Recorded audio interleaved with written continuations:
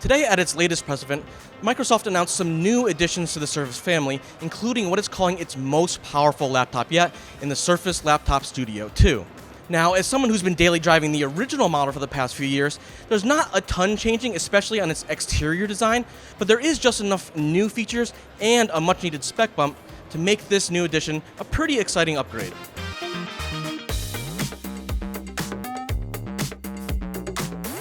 Now, on the outside, you won't notice a huge difference, but Microsoft has switched to a new aluminum chassis as opposed to the magnesium one on the previous model. And that gives you a few differences. First, it's a tiny bit thicker, maybe just a millimeter or two, and it's also smoother, and the color is a tiny bit different. But those are just largely cosmetic changes. What's more important is that you get two new ports. You get a microSD card slot on the right and a USB-A port on the left to go along with the existing two USB-C ports.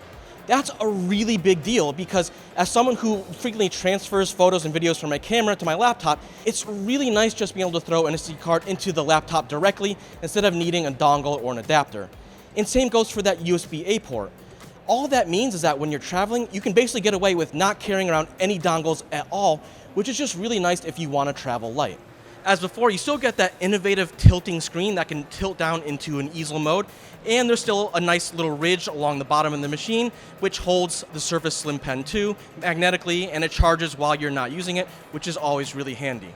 The other big improvement comes in performance, where the Surface Laptop Studio 2 gets a 13th gen Intel Core i7 13700H CPU as the base, although you can go up to a 13800H, and on the GPU side, you can get a RTX 4050 GPU, a 4060 GPU, and for the commercial versions, there's even an option for an RTX 2000 Ada generation GPU. You get plenty of RAM, up to 64 gigs, and up to 2 terabytes of storage, along with that 14.4-inch Pixel Sense touchscreen. That goes up to 120 Hz refresh rate. All in all, Microsoft says we're getting pretty much double the performance over last generation, and they compared it in live demos at the presentation against M2 Max MacBook Pro. According to their test, the Surface Laptop Studio 2 finished in half the time, which is a pretty notable achievement. That said, we're gonna have to wait to see how it performs in real-world testing for a more definitive conclusion. The other nice addition to the Surface line is the inclusion of Adaptive Touch, which is designed to help differently abled people more easily use the touchpad. And I really like how simple it is to access. All you have to do is open up the Surface app, and there's a bunch of toggles that are really easy to turn on. You can adjust things like the size of the touchpad, the double-click speed, and mouse sensitivity. And the idea is to make it really easy for pretty much anyone, even if you have normal fingers but aren't as precise with them, to use the touchpad really simply. Now, like I said before, we're not seeing revolutionary upgrades. The chassis is still basically the same, as is that Pixel Sense display. But between the new connectivity options and a much-needed spec bump, I'm really excited to see how this one performs.